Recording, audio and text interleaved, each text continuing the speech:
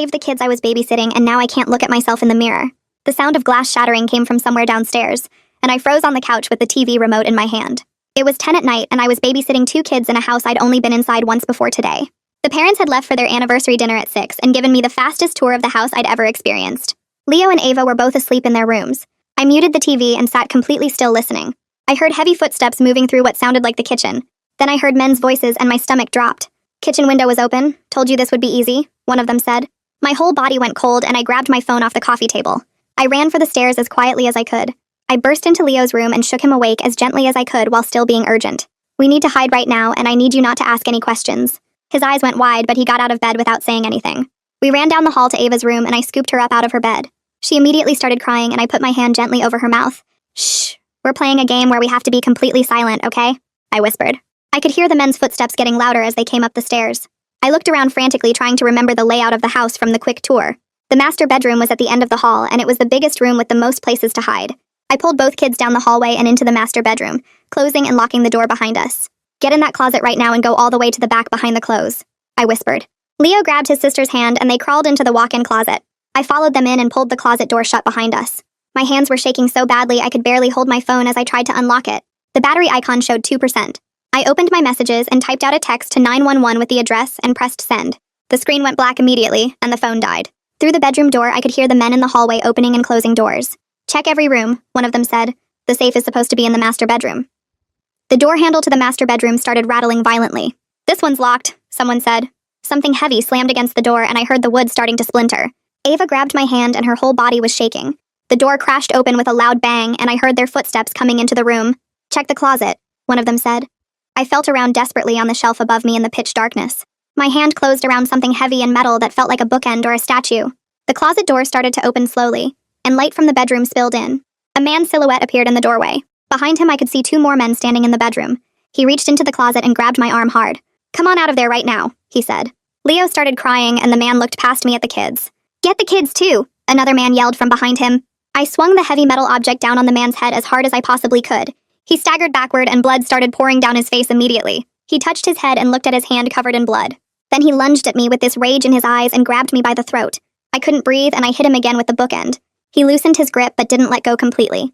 He shoved me hard against the closet door frame and I felt pain shoot through my back. "You little bitch," he said through gritted teeth. I brought my knee up into his stomach and when he doubled over, I hit him across the face with the bookend as hard as I could. He fell to the floor but immediately tried to get back up. I kept swinging down on him over and over and he was trying to grab my legs to pull me down with him. The other 2 men started moving toward me and I was screaming at the top of my lungs. I kept hitting him even after his hands stopped reaching for me, and he went completely still. Blood was spraying everywhere and getting all over my hands and clothes and face. "Stay away from us or you're next," I screamed at the other men. They looked down at their friend lying motionless on the ground with blood pooling around his head and spreading across the carpet. Then they looked at me standing there covered in blood and still holding the bookend up like I was ready to use it again. They turned around and ran out of the room without saying a word. I heard them crashing down the stairs and then a door slamming somewhere below. I dropped the bookend on the floor and it landed with a heavy thud. I looked down at what I'd done and the man wasn't moving at all. There was so much blood everywhere that I couldn't tell where it was all coming from. I turned around and Leo and Ava were pressed against the back wall of the closet, staring at me with absolute terror in their eyes, like I was the monster who'd come to hurt them. I stood there frozen with the bookend still in my hand, and my whole body started shaking so hard I thought I might fall over. Sirens were getting louder outside, and I could hear them coming down the street getting closer and closer. The 2 men who ran away were gone, and the house felt completely silent except for Leo and Ava crying somewhere behind me in the closet. I wanted to turn around and tell them it was okay, but I couldn't move, and I couldn't stop staring at the man on the floor who wasn't moving anymore. The front door crashed open downstairs, and I heard heavy boots running through the house. Multiple voices were shouting commands, but I couldn't understand what they were saying because everything sounded far away and muffled. I dropped the bookend and it hit the carpet with a soft thud that seemed too quiet for something so heavy. My hands went up in the air even though they were covered in blood, and I didn't know if I was supposed to put them up or not. Officers rushed up the stairs with guns pointed at me, and I opened my mouth to explain, but no words came out. My throat felt closed up and tight like someone was still choking me even though nobody was touching me anymore. An officer was shouting something about getting on the ground, but I just stood there with my hands up because I couldn't make my legs work. Another officer moved past me quickly, and knelt down next to the man on the floor checking for a pulse. A female officer came toward me slowly with her hands out in front of her like she was approaching a dangerous animal. She asked if I was hurt, and I shook my head, but I couldn't stop looking at all the blood on my hands. It was drying now and turning dark and sticky, and I could see it on my clothes and feel it on my face. The carpet around us was soaked through with blood, and it had spread out in a dark pool that was still growing. The officer kept asking me questions. but I couldn't focus on her words because I was watching the other officer check the man's neck and wrist for a pulse. He looked up at the female officer and shook his head and said something into his radio. More officers came into the room and one of them went straight to the closet where Leo and Ava were still crying. He pulled them out gently, but they started screaming when they saw me standing there. Ava was reaching away from me with both hands like she was trying to get as far from me as possible. The officer picked them both up and carried them toward the door quickly. I could hear Ava crying and saying something over and over as they went down the stairs. No, her voice was high and scared and she kept saying the scary lady hurt him. Leo was crying too, but he wasn't making any sounds, and his eyes were huge and fixed on me like he couldn't look away. They disappeared down the stairs and I felt something crack inside my chest.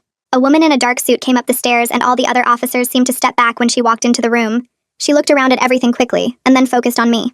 She told the other officers to clear the hallway, and then she took my arm gently and led me out of the bedroom. We sat down on the floor in the hallway, and she said her name was Detective Kuznetsov. She asked me to explain what happened, and I tried to talk, but the words came out wrong and jumbled. I was describing the break-in and the closet, and the man grabbing me, but it sounded like I was talking about something that happened to someone else in a movie I watched. My voice didn't sound like my voice, and I kept losing track of what I was saying. Detective Kuznetsov didn't rush me or get impatient, and she just waited while I tried to put the pieces together in the right order.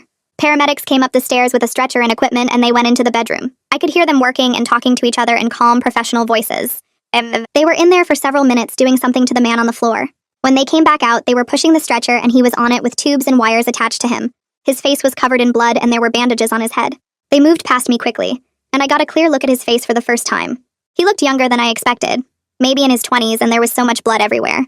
His eyes were closed, and his skin was gray, and I couldn't tell if he was breathing.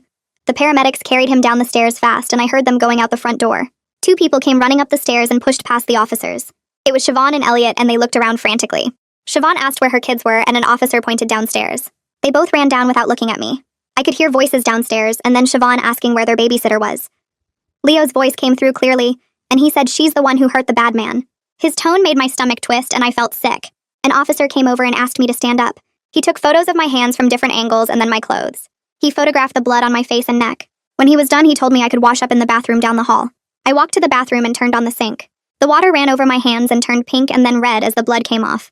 I scrubbed hard, trying to get it all off, but it was stuck under my fingernails and in the creases of my palms. I kept my eyes down on the sink, watching the pink water swirl down the drain. There was a mirror above the sink, but I didn't look up at it. I couldn't look at my own face right now. I washed until the water ran clear and my hands were red and raw from scrubbing. Siobhan came upstairs with Elliot behind her. She walked toward me carefully and slowly, like she wasn't sure if I was safe to approach. She thanked me for protecting Leo and Ava, but her voice sounded scared and shaky. She said she didn't know what would have happened if I hadn't been there.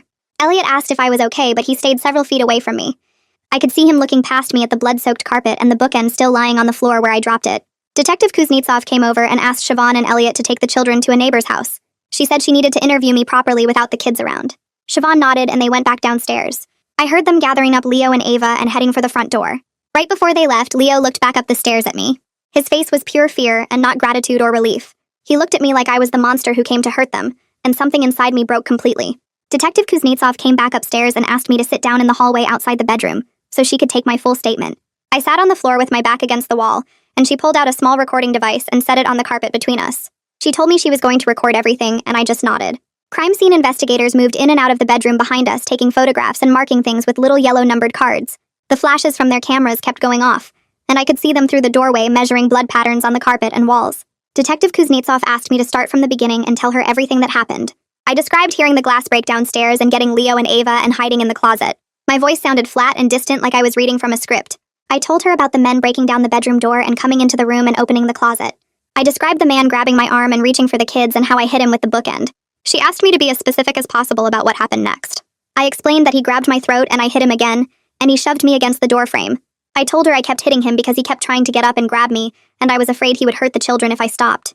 She asked how many times I hit him, and I said I didn't know. I really couldn't remember. It happened so fast, and I was just swinging over and over until he stopped moving. One of the investigators came out of the bedroom and showed Detective Kuznetsov something on his tablet. She looked at it and nodded and then turned back to me. Detective Kuznetsov asked me why I kept hitting him after he fell to the floor. Her voice wasn't mean or accusing, but the question made me feel sick. I told her I was scared he would get back up. I said he kept trying to grab my legs even when he was down, and I thought if I stopped he would pull me down with him. She wrote something in her notebook and asked if I felt like I was in danger the entire time. I said yes. I said the whole time I was hitting him, I could see the other two men standing there and I thought they would come at me next. She asked if the other men tried to stop me or help their friend, and I said no. I said they just watched, and then they ran when they saw all the blood. Detective Kuznetsov asked if I said anything to the other men, and I remembered screaming at them to stay away. She wrote that down too. She asked me to describe my physical condition during the attack, and I didn't understand what she meant. She explained that she needed to know if I was injured or if anything limited my ability to defend myself. I told her about the man choking me and shoving me into the doorframe, and my back hurt from that. She made notes about everything, and I could tell she was paying attention to every single detail about what I did and why I did it. My parents showed up just after midnight, and I heard them downstairs talking to officers in loud, worried voices. My dad came running up the stairs and saw me sitting in the hallway. He rushed over and tried to pull me into a hug, but I jerked away from him before he could touch me. He looked hurt and confused and asked if I was okay. I said I was fine. My mom came up right behind him and she was crying and asking if I was injured. I kept saying I was fine over and over, but my voice didn't sound convincing. My mom knelt down next to me and reached for my hands, but I pulled them back. I didn't want anyone touching me. Detective Kuznetsov stood up and asked my parents to give us a few more minutes to finish. My dad said they wanted to take me home right now, and the detective said she understood, but this was important. My mom kept staring at the blood on my clothes and hands and face. She asked if that was my blood, and I said no. She started crying harder, and my dad put his arm around her shoulders. An officer asked them to wait downstairs, and they went back down reluctantly. My dad kept looking back at me like he didn't want to leave me alone. Detective Kuznetsov finished taking my statement and then asked my parents to come back upstairs. She pulled them aside to the other end of the hallway, and I could hear parts of what she was saying. She told them the intruder was in critical condition at the hospital. She said depending on what happened with him, I might face charges. The word charges hit me like a physical blow. My dad asked what kind of charges, and Detective Kuznetsov said it was too early to say, but the district attorney would review everything. She explained that self-defense has limits, and they had to investigate whether the force I used was reasonable. My mom said I was protecting children, and Detective Kuznetsov agreed, but said the law was complicated. She said the fact that I kept hitting him after he was down could be seen as excessive. My dad's voice got louder, and he said I was a teenager defending myself and two small children from grown men who broke into a house. Detective Kuznetsov stayed calm and said she understood, but she had to follow procedure. She said the investigation would take time and they would look at all the evidence. The whole conversation felt wrong and backward. I saved Leo and Ava from dangerous criminals, and now I was the one being investigated like I did something wrong. Detective Kuznetsov came back over and said I could go home with my parents around 2 in the morning. She told me I needed to stay available for more questions and not leave town. My dad said we weren't going anywhere. She gave my parents her card and said to call if I remembered anything else. An officer walked us downstairs and out to my parents' car in the driveway. There were still police cars everywhere with their lights flashing. Some neighbors stood on their porches watching. I got in the back seat and my parents got in front. Nobody said anything. My dad started the car and we pulled away from the house. My mom cried quietly in the passenger seat and wiped her eyes with tissues. My dad gripped the steering wheel so tight his knuckles were white. I stared out the window at the dark houses going past. The drive home took 15 minutes and nobody spoke the entire time. When we pulled into our driveway, my mom turned around and asked if I wanted something to eat. I said no. She asked if I wanted to take a shower and I said no. My dad asked if I wanted to talk and I said no. They both looked at each other like they didn't know what to do with me. I went straight to my room and closed the door. I sat on my bed still wearing the bloody clothes. I knew I should take them off and shower, but I couldn't make myself move. I just sat there staring at nothing. Around 3 in the morning, I lay down and closed my eyes. Immediately, I saw the intruder's face covered in blood. I opened my eyes fast. I tried again, and this time I heard the sound of the bookend hitting him. The heavy thud sound repeated in my head. I tried one more time and felt his hands around my throat squeezing. I sat up, breathing hard. My heart was racing and my hands were shaking. I gave up on sleeping and just sat there in the dark. I watched the clock on my nightstand change from 3 to 4 to 5 in the morning. When the sun started coming up, I was still sitting in the same position wearing the same bloody clothes. I stared at the wall across from my bed and didn't think about anything. I heard my parents moving around outside my door around 6 in the morning. They were trying to be quiet, but I could hear them whispering to each other. My mom's voice kept breaking like she was crying. My dad's voice was low and serious. I heard him say something about calling a lawyer. My mom said something about therapy. They went downstairs and I heard my dad on the phone in the kitchen. His voice carried up through the floor. He was talking to someone about legal representation for a minor. He said his daughter was involved in a self-defense situation. He gave details about what happened and asked about the person's experience with these kinds of cases. My mom was crying in the kitchen and I could hear her even though she was trying to be quiet. She kept saying she didn't know what to do. My dad finished his phone call and I heard him trying to comfort her. He said we would get through this. He said I did what I had to do. My mom said she knew that, but she was scared about what would happen next. 3 days went by in a blur. I barely left my room. My parents brought me food, but I only ate a little. My mom took time off work to stay home with me. On the 3rd day, my dad said he needed to run some errands and asked if I would be okay alone with my mom for an hour. The second he said that, my chest got tight. I couldn't breathe right. My vision started going dark around the edges. I felt like I was back in that closet with the men breaking down the door. My mom noticed something was wrong and rushed over. She asked what was happening and I couldn't answer. I was gasping for air, but it felt like no oxygen was getting in. My hands and feet started tingling. My mom grabbed my shoulders and told me to breathe slowly. My dad canceled his errands and stayed home. It took 20 minutes before I could breathe normally again. My mom called it a panic attack. She said we should talk to a doctor. I just nodded because I couldn't explain that I was convinced someone was breaking in again the moment my dad mentioned leaving. After that, my mom didn't leave me alone at all. She stayed home from work completely. She sat in the living room while I was in my room. She followed me to the bathroom and waited outside the door. I hated that I needed her there, but I couldn't handle being by myself. Every sound in the house made me jump. A branch hitting the window, the refrigerator making ice, the furnace turning on. Each noise sent my heart racing and made me check over my shoulder. I started checking all the locks on the doors and windows constantly. I would check the front door, and then 5 minutes later I had to check it again to make sure. My mom watched me do this over and over, but she didn't try to stop me. My dad put extra locks on all the doors and windows. He installed a new security system with cameras. Nothing made me feel safer. A week after everything happened, a man named Isaac Perkins came to our house. My dad said he was a defense attorney. Isaac sat down in our living room with a leather briefcase. He wore a suit and looked very professional. He shook my hand and told me he specialized in self-defense cases. He opened his briefcase and took out a legal pad and pen. He explained that he needed to understand exactly what happened, so he could represent me properly if charges were filed. His voice was calm and matter-of-fact. He asked me questions about the break-in and the attack, and I answered them. He took notes the whole time. He didn't act sympathetic or worried. He treated me like I was a client with a legal problem that needed solving. He didn't ask how I was feeling or if I was okay. He just wanted facts and details. Somehow that made everything feel worse. I wasn't a scared teenager who went through something horrible. I was a case, a legal situation. Someone who might need defending in court because I protected 2 children from criminals. Isaac pulled out a folder from his briefcase and opened it on the coffee table. He pointed to a section of text and started explaining legal concepts in a way that made everything feel worse instead of better. Self-defense had to match the level of threat someone faced. The person defending themselves couldn't use more force than necessary to stop the danger. He said prosecutors sometimes argued that continuing to hit someone after they went down crossed a line from defense into something else. The phrase he used was excessive force. Hearing those words made my throat tight and my hands start shaking again. I wasn't trying to use excessive anything. I was trying to stay alive and keep 2 kids safe from men who broke into their house. Isaac kept talking about legal standards and reasonable person tests and how juries evaluated these situations. None of it made sense to me because I couldn't imagine any reasonable person standing in that closet, making calculated decisions about how many times to swing a bookend. My mom asked Isaac what would happen next, and he said we had to wait for the detective to schedule a formal interview. He told my parents he would be present for any questioning, and that I shouldn't talk to police without him there. My dad asked how long the investigation would take, and Isaac said it could be weeks or even months depending on how thorough they wanted to be. The idea of months of this hanging over me made me want to crawl into bed and never come out. Isaac left around noon and I went straight to my room. I heard my parents talking quietly downstairs, but I couldn't make out the words. My phone buzzed on my nightstand, but I didn't look at it. 3 days later, Detective Kuznetsov called my dad's cell phone. I was sitting on the couch when he answered, and I watched his face change as he listened. He said yes several times and wrote something down on a notepad. When he hung up, he told me and my mom that the detective wanted to schedule a formal interview at the police station. My dad called Isaac immediately and put him on speaker.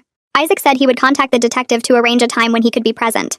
They set it up for the following Tuesday, which meant I had 7 days to think about nothing, except going back to that police station and describing everything again. 7 days of waking up at night seeing the intruder's face.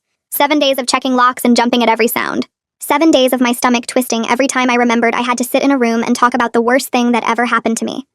The week dragged by in a strange way where time moved both too slowly and too fast. I barely left my room except to use the bathroom and force down food when my mom brought it upstairs. My friends texted asking if I wanted to hang out or if I was okay. I read the messages but didn't respond. What was I supposed to say? Sorry I can't meet up because I'm preparing to be interviewed about killing someone? My parents didn't push me to talk, but I saw them exchange worried looks whenever they checked on me. My mom took the whole week off work to stay home. She sat in the living room or kitchen where she could hear if I needed anything. My dad kept asking if there was anything he could do to help, and I kept saying no, because there wasn't anything anyone could do. Tuesday morning arrived and I got dressed in clothes my mom laid out for me. She picked a plain blue shirt and jeans that looked normal and not too casual or too formal. We drove to the police station with Isaac following in his own car. The building looked different in daylight than it had that first night. We parked and walked inside together. A uniformed officer led us down a hallway to a small room with no windows. Detective Kuznetsov was already there along with another detective I didn't recognize. There was a table in the center with chairs around it and a recording device sitting in the middle. Isaac sat next to me and my parents had to wait outside. Detective Kuznetsov explained that they were recording the interview and asked if I understood my rights. Isaac had already gone over this with me, so I said yes. She pressed a button on the recorder and stated the date and time and who was present in the room. Then she asked me to describe what happened on the night of the incident starting from the beginning. I started talking about hearing the glass break and hiding the kids in the closet. My voice sounded flat and mechanical like I was reading from a script instead of describing real events. Halfway through explaining what happened in the bedroom, my vision started getting fuzzy around the edges. I kept talking, but it felt like I was watching myself from somewhere else in the room. I could see my mouth moving and hear words coming out, but I wasn't really there anymore. I was floating somewhere above the table looking down at this girl sitting between Isaac and the detective. Isaac touched my arm gently and asked if I needed a break. I said no and kept going. I described hitting the intruder and him falling and me hitting him more times. I described the blood and the other men running away. I described dropping the bookend and seeing Leo and Ava pressed against the closet wall. The other detective slid a folder across the table and opened it.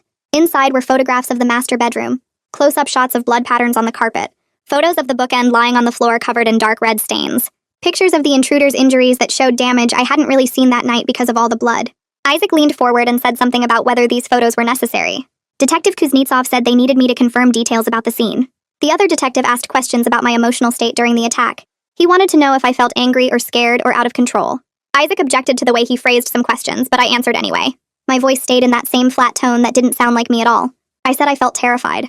I said I thought the intruder was going to kill me and hurt the children. I said I didn't remember feeling angry, just desperate to make him stop.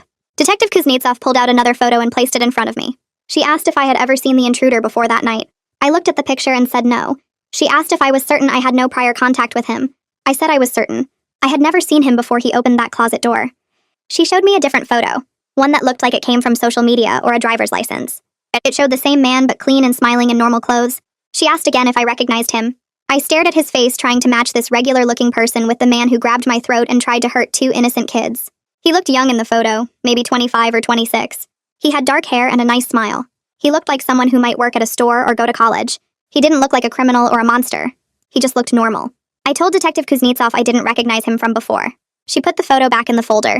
The interview went on for 3 hours. They asked about every detail of that night. They asked about my relationship with Leo and Ava's family. They asked about my state of mind before the break-in and after it. They asked me to estimate how many times I hit the intruder, and I said I didn't know. Maybe 6 or 7 or 8 times. They asked why I kept hitting him after he fell. I said because he kept trying to grab me, and I was afraid he would get back up. By the end, my throat hurt from talking, and my whole body felt drained and hollow. Detective Kuznetsov turned off the recorder and said they would be in touch. Isaac stood up and guided me out of the room with his hand on my shoulder. My parents were waiting in the hallway, and my mom's eyes were red like she had been crying. Isaac walked us out to the parking lot and told my parents the detectives were thorough but professional. He said we just had to wait now for the district attorney to review everything and make a decision. My dad shook Isaac's hand and thanked him. Isaac said he would call as soon as he heard anything. Then he got in his car and drove away. The drive home was quiet. I sat in the back seat staring out the window at houses and trees passing by. When we got home, I went straight to my room and closed the door. I lay on my bed fully dressed and stared at the ceiling. I stayed there for the rest of the day and most of the next. My mom brought food that I barely touched. My dad knocked softly and asked if I wanted to talk, but I said no. Text messages kept coming from friends asking if I was okay and when I would be back at the school. I didn't answer any of them. I couldn't explain what was happening or how I felt. My parents stopped trying to make me come downstairs. They let me stay in my room with the door closed. I heard them talking quietly in the hallway sometimes, but they didn't bother me. The worry on their faces every time they looked at me made everything worse, so I avoided looking at them. 10 days after the incident happened, my dad came upstairs and knocked on my door.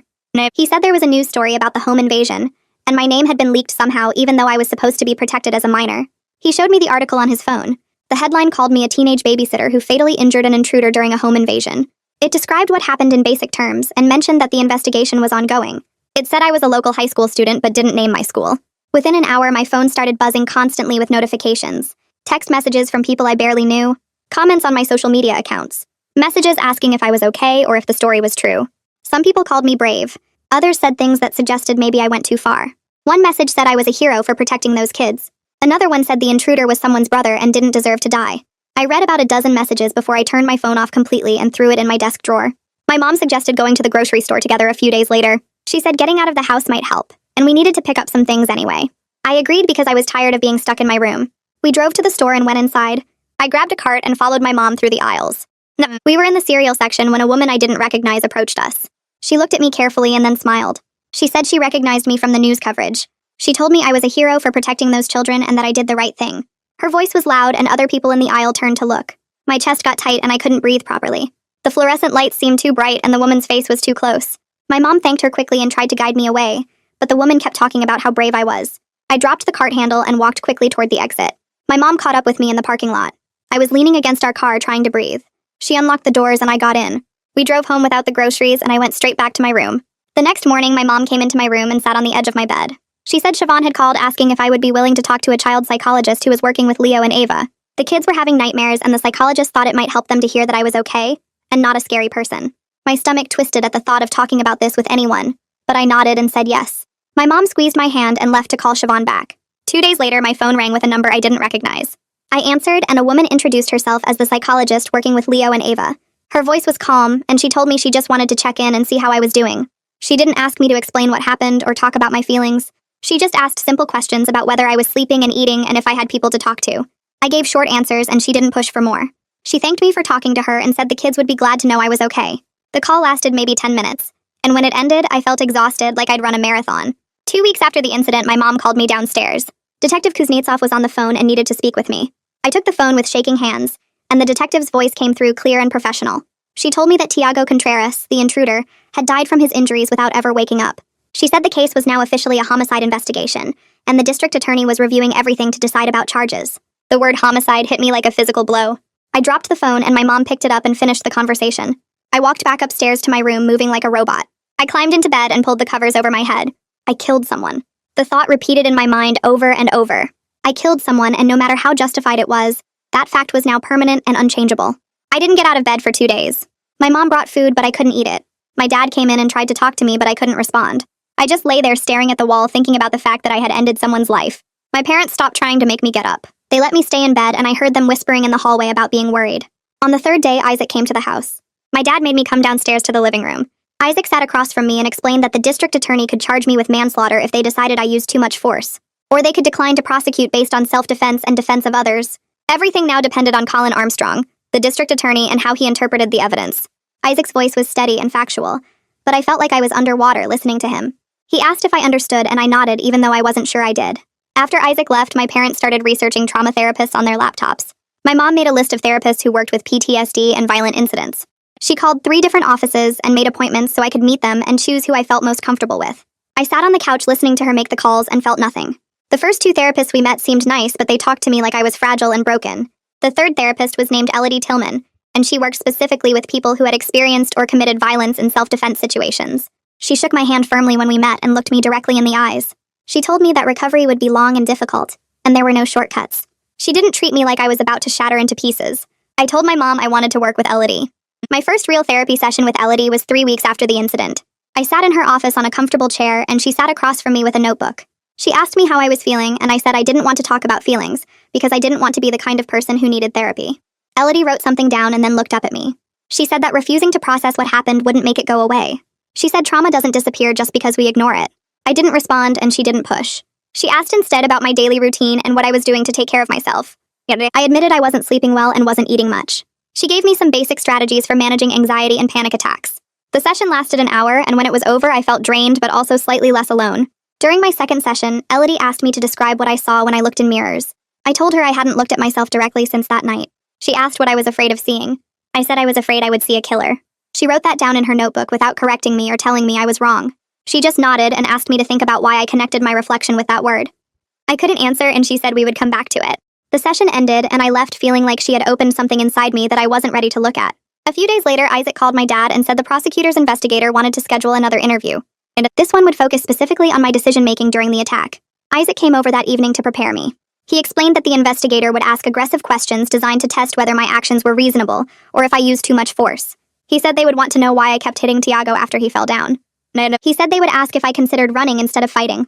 He told me to answer honestly but carefully, and to think before I spoke. My hands started shaking while he talked, and my mom brought me a glass of water. Isaac said the interview was scheduled for next week at the police station. He would be there with me the whole time. I nodded, but inside I felt like I was going to be sick. I had to relive everything again and justify every decision I made in those terrifying minutes. I went back upstairs to my room after Isaac left and lay down on my bed staring at the ceiling. The prosecutor's investigator wanted to prove I went too far. They wanted to prove I was guilty of something. I closed my eyes and saw Tiago's face again, saw the blood spreading across the carpet, saw Leo and Ava pressed against the closet wall looking at me with terror. I opened my eyes quickly because the images were worse with my eyes closed. My phone buzzed with a text from a friend asking if I wanted to hang out, but I didn't respond. I couldn't pretend to be normal when everything inside me felt broken and wrong. The next week, I sat in the same small room at the police station with Isaac beside me and the prosecutor's investigator across the table. The investigator was a man in his 40s with gray hair and a notepad filled with writing from our first interview. He clicked his pen and looked directly at me. He asked why I didn't stop hitting Tiago after the first blow knocked him down. I felt my hands start shaking under the table, and I pressed them against my legs to keep them still. I told him Tiago kept trying to grab me even after he fell. I said he was reaching for my legs trying to pull me down with him. I explained I was scared he would get back up and hurt the children if I stopped. The investigator wrote everything down in his notepad without looking up. Isaac sat perfectly still beside me watching the investigator's face. The investigator asked if I considered running from the room instead of continuing to fight. I shook my head and said no. I told him the children were behind me in the closet and I couldn't leave them there with Tiago and his friends. The investigator kept writing, and his expression gave nothing away about whether he believed me or thought I was lying. He asked how many times I hit Tiago, and I said I didn't know. I wasn't counting. He asked if I remembered the moment when Tiago stopped moving, and I said yes. But I didn't stop right away because I thought he might be faking. Isaac finally spoke up and said I had answered enough questions for today. The investigator nodded and closed his notepad, and the interview was over. Isaac drove me home and told my parents the investigator was building a timeline of my actions and decisions. My dad asked if that was good or bad, and Isaac said it was neither, just part of their process. 1 month after the incident, Isaac called my dad and said a woman named Adelaide Schaffer had contacted him asking to meet with me. Isaac explained she was Tiago's sister and she wanted to understand what happened to her brother. My dad immediately said no, but I heard myself saying I would do it. Isaac strongly told my dad this was a terrible idea, and I should not meet with the victim's family. I got on the phone and told Isaac I needed to do this. I said I needed to face what I did. Isaac was quiet for a long moment and then said, if I was going to meet her, it would happen in his office with him present the entire time. We scheduled the meeting for the following week. I spent those 7 days feeling sick every time I thought about sitting across from Tiago's sister. The morning of the meeting, I threw up twice before my dad drove me to Isaac's office. Adelaide was already there when we arrived. She was younger than I expected, maybe early 20s, with dark hair pulled back in a ponytail. She wasn't crying or angry looking. She just looked tired and sad. Isaac made us all sit down and reminded us he could end the meeting at any time. Adelaide looked at me and asked me to tell her what happened. She said the police wouldn't give her details, and she needed to understand how her brother died. I started describing the break-in, and my voice came out shaky and wrong. I told her about hiding in the closet with the kids. I described Tiago grabbing me and pulling me out. I explained hitting him with the bookend and him lunging at me and choking me. Adelaide cried quietly while I talked, but she didn't interrupt. Isaac sat beside me with his body tense and ready to stop everything. I got to the part where I kept hitting Tiago and Adelaide put her hand over her mouth. I finished by saying the other men ran away and left him there. Adelaide wiped her eyes and asked if Tiago said anything before he died. I had to tell her no. I said he never spoke except to tell his friends to get the kids. Adelaide nodded and cried harder. Adelaide took a few deep breaths and then started talking about Tiago. She said he struggled with drug problems for years. She said he had been in and out of treatment centers since he was 17. She told me about times he stole from their parents to buy drugs, and times he disappeared for weeks. She said she wasn't surprised he got involved in something like breaking into houses. She looked at me and said she didn't blame me for protecting myself. She said she was just sad that her brother made choices that led to him dying on someone's bedroom floor. I didn't know what to say to that, so I just sat there. Adelaide stood up and thanked me for meeting with her. She said it helped her to hear what actually happened instead of imagining worse things. Then she left and I heard her footsteps going down the hallway outside. I sat in Isaac's office feeling completely empty inside, like someone had scooped out everything that used to be there. Isaac waited a minute before speaking. He said meeting Adelaide was brave, but I needed to be careful. He told me not to take on guilt for Tiago's choices that put him in that house. I nodded, but I wasn't sure I could separate my guilt from Tiago's choices. They felt tangled together in a way I couldn't undo. 5 weeks after the incident, Isaac called my dad with news from the district attorney. I heard my dad answer the phone in the kitchen and then heard him start crying. My mom ran to him asking what was wrong, and my dad said everything was okay. Isaac had told him that Colin Armstrong decided not to file any charges against me. The DA's office said there was clear evidence of self-defense and defense of others. My parents hugged each other and cried with relief. My mom came upstairs to tell me, and I just sat on my bed staring at the wall. She asked if I understood what this meant, and I said yes. She asked why I wasn't happy, and I couldn't explain that happy wasn't something I knew how to feel anymore. The legal decision didn't change anything inside me. I still saw Tiago's face every time I closed my eyes. I still heard the sound of the bookend hitting him. I still felt his hands around my throat. My next therapy session with Elodie was 2 days later, and I told her about the DA's decision. She asked how I felt about it, and I said empty. She wrote something in her notebook and then explained that legal reasons for doing something and psychological healing were completely separate things. She said just because the law said I was right, didn't mean my brain would automatically accept what happened. She told me I shouldn't expect the DA's decision to make the nightmares stop or make me feel better about killing someone. I asked when I would feel better, and she said she didn't know. Everyone's timeline was different. 6 weeks after the incident, my parents thought I should try going back to the school. They said staying home wasn't helping me move forward. I agreed because I didn't have the energy to argue. The first day back, I walked into school and immediately felt everyone staring at me. Some kids came up and told me I was brave for saving those children. Other kids moved away from me in the hallways like I might hurt them. A girl I barely knew asked if it was true I beat someone to death, and I walked away without answering. By lunch, I was having a panic attack in the bathroom.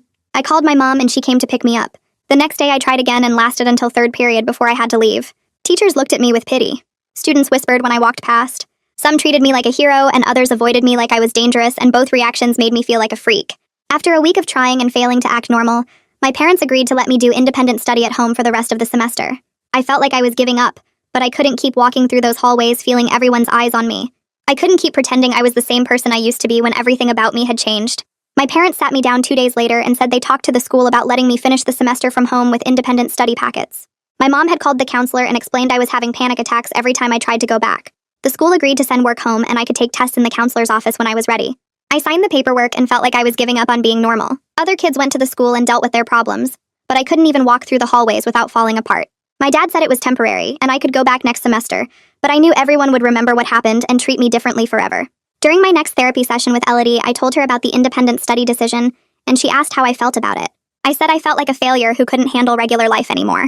She wrote something in her notebook, and then suggested I might benefit from a support group for people dealing with trauma from violent situations. I immediately said no because I didn't want to sit in a circle with strangers talking about feelings. Elodie said the group wasn't about sharing feelings. It was about learning coping strategies from people who understood what trauma does to your brain.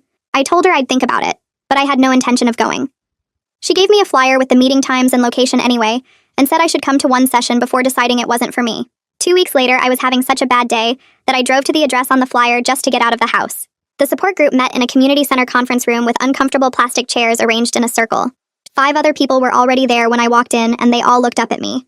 The group leader introduced herself and asked me to sit wherever I felt comfortable. I took a chair near the door in case I needed to leave quickly. The leader went around the circle asking people to share what brought them to the group if they felt comfortable. A man in his 40s said he was a veteran dealing with combat trauma. A woman around 30 said she survived domestic violence and was working on not being afraid all the time.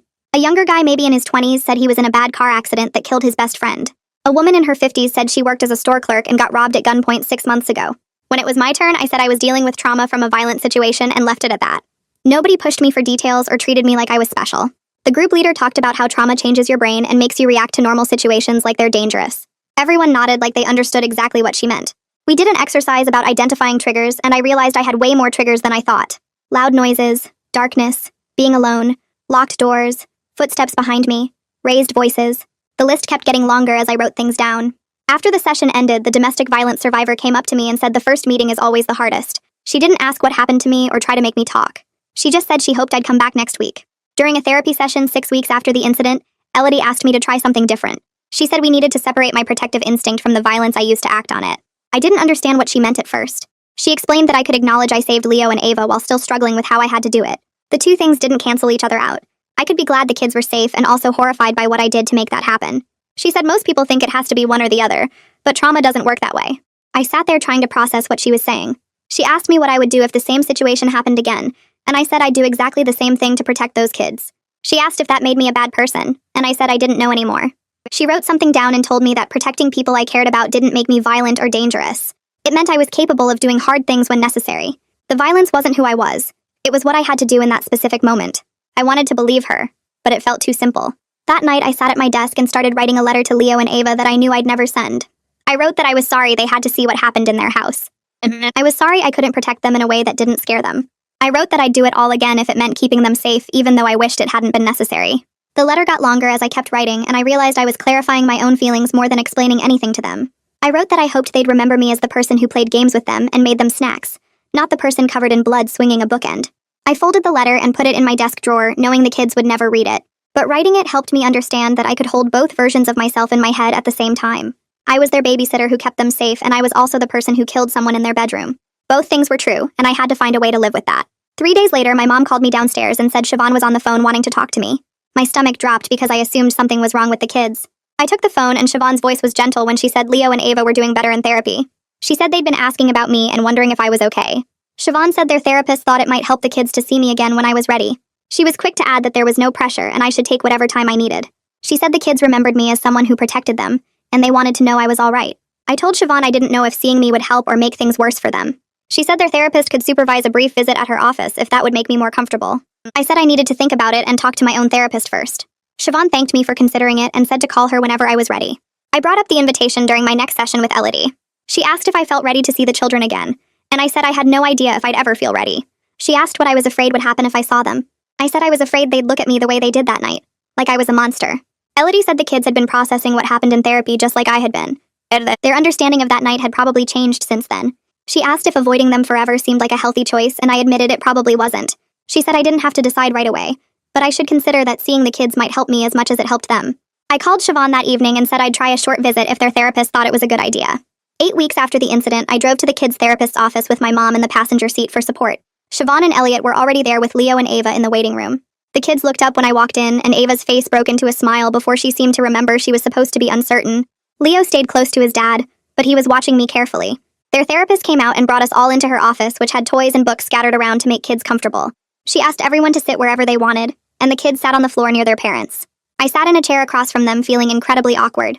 The therapist asked Ava if she had anything she wanted to say to me, and Ava looked at her mom before asking if I was okay. I said yes, I was getting better. She asked if I was still sad about what happened, and I said yes, sometimes, but I was glad she and Leo were safe. Leo looked at his dad and then at me and asked if the bad men were gone. I told him yes, they couldn't hurt anyone anymore. The police made sure of that. He didn't ask what happened to the man I hit, and I was grateful I didn't have to explain that part. He asked if I was still their babysitter, and I looked at Siobhan, who nodded slightly. I said I'd always care about them even if I wasn't babysitting them right now. Ava got up and came closer to me, asking if we could play a game sometime like we used to. I said maybe when everyone was ready we could do that.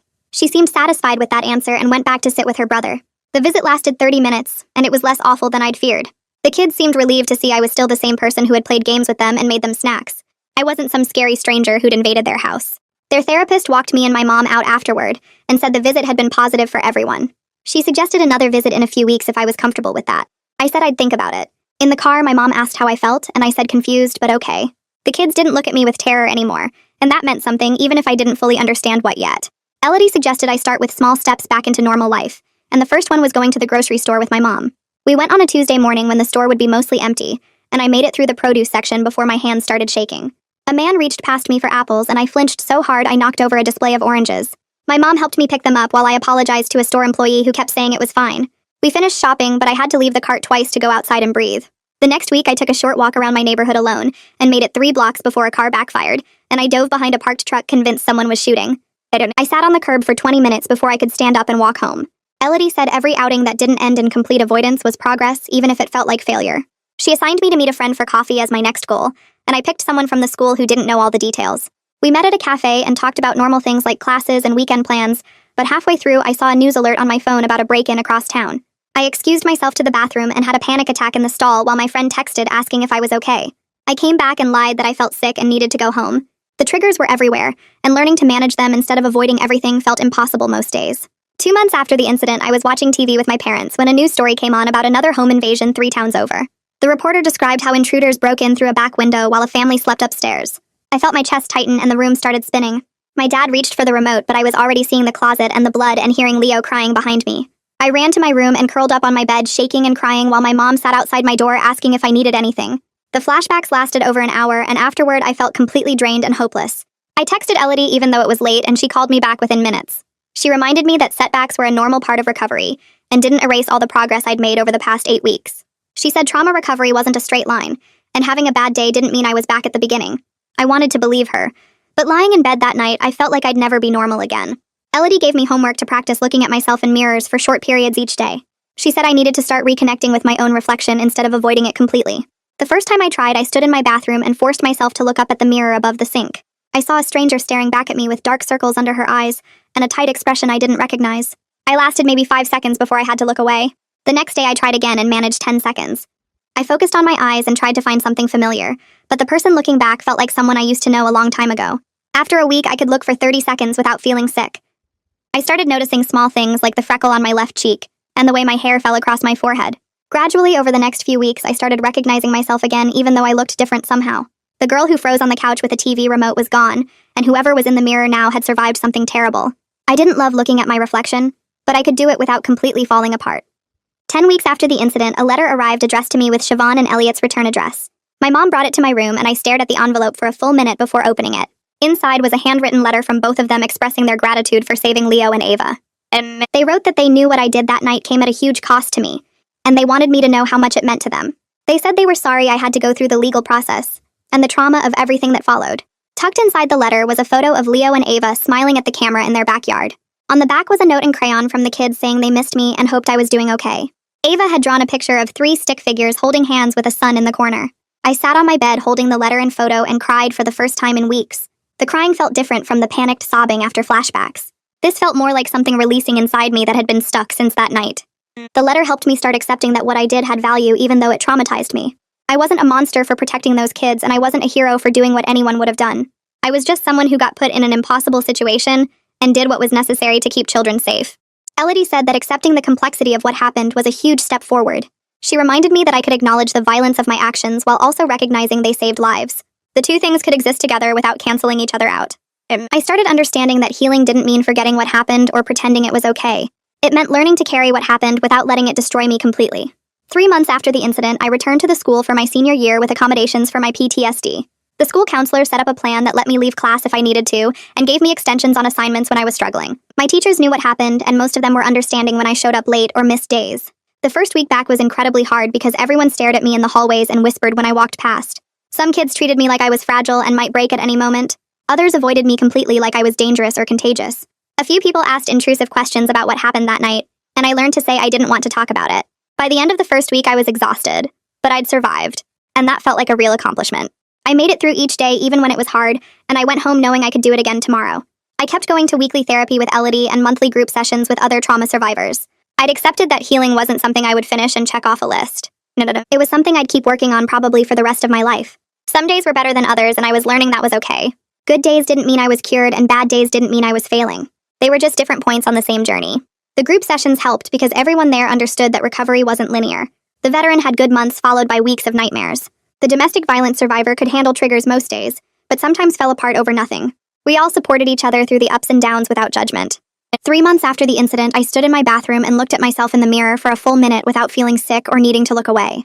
I studied my face and saw someone who had survived something terrible and protected innocent children in the process. My reflection showed the same freckle and the same way my hair fell, but something in my eyes looked older and more serious than before. For the first time, that felt like enough. I wasn't proud of what I'd done, but I wasn't drowning in shame anymore either. I'd killed someone to save 2 kids, and I'd spend the rest of my life processing that reality. Looking at myself for that full minute without hating what I saw felt like a victory I hadn't expected to achieve so soon. Siobhan called and asked if I wanted to visit Leo and Ava at their house, and I said yes before I could overthink it. My mom drove me over on a Saturday afternoon, and Siobhan answered the door with a warm smile. The kids were in the living room playing with blocks, and they looked up when I walked in. Ava ran over and hugged my legs while Leo hung back near his mom, looking uncertain. We sat on the floor and played board games for an hour while Siobhan watched from the kitchen. The kids were comfortable with me again and asked normal questions about school and if I still liked the same TV shows. Nobody mentioned that night or what happened in their parents' bedroom. The house felt less haunted than I expected, and being there didn't trigger the panic I'd feared. When it was time to leave, Ava asked when I could visit again, and I said maybe next month. Leo gave me a small wave goodbye, and that felt like progress. 4 months after the incident, I was functioning in daily life with PTSD symptoms I could manage most of the time. I still had bad days where triggers sent me into panic or flashbacks kept me up all night, but I also had genuinely happy moments mixed in with the harder days.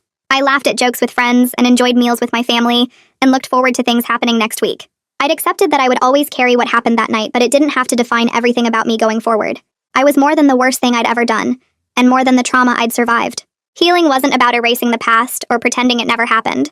It was about learning to exist alongside it and building a life that included both the darkness and whatever light I could find. I filled out my college application sitting at the kitchen table 5 months after the incident and checked the box for psychology as my major without hesitating. My mom asked why psychology, and I told her that understanding trauma helped me survive mine, and maybe I could help other people do the same thing. At my next therapy session, I mentioned the application to Elodie, and she nodded slowly while writing something in her notes. She said using my experience to help people were healthy as long as I didn't rush into it before I was ready, and I told her I knew I had years of work ahead before I'd be qualified to help anyone professionally.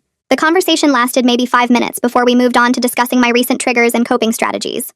I'm not healed now and probably never will be completely, but I'm managing the symptoms and finding some kind of meaning in what I survived. I still have panic attacks when I hear glass breaking or see news stories about home invasions. I still avoid looking at myself in mirrors for too long because sometimes I see that blood-covered girl holding the bookend. But I also have days where I laugh with friends and enjoy normal activities and look forward to things happening next week. The girl who froze with the TV remote that night is gone forever and I can't get her back. But the person I'm becoming knows she's capable of protecting people she cares about when it matters most. That strength matters even when it came at a terrible cost that I'll carry for the rest of my life.